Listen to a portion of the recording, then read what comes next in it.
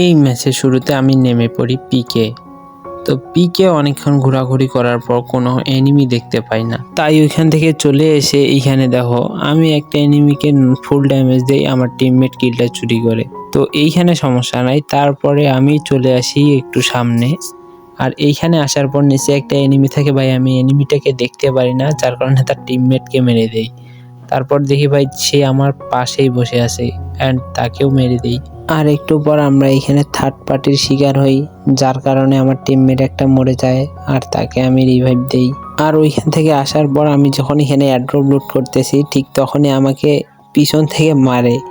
আর এইখানে আমি একটা সারপ্রাইজ দেই, দেখো এনিমিটা আমার সামনে, এই যে টুকি।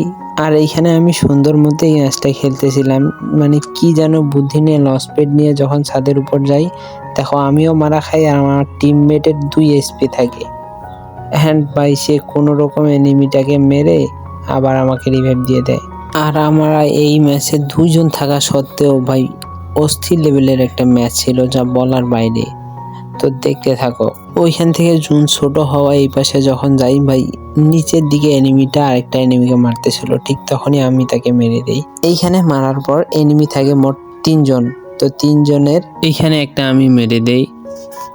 তো এইখানে মারার পর আর থাকে একজন এনিমি, আর একজন এনিমি এলিমিনেট হয়ে যায়। তো এই শেষ এনিমিটাকে ভাই আমার টিমমেট মানে অস্থির হয়ে আছে যে ভাই কিলটা ওই নিবে, কিন্তু এইখানে আমি লাস্ট 2টা টোকা দেই অ্যান্ড 3টার বেলা বুইয়া আমরাই পেয়ে যাই।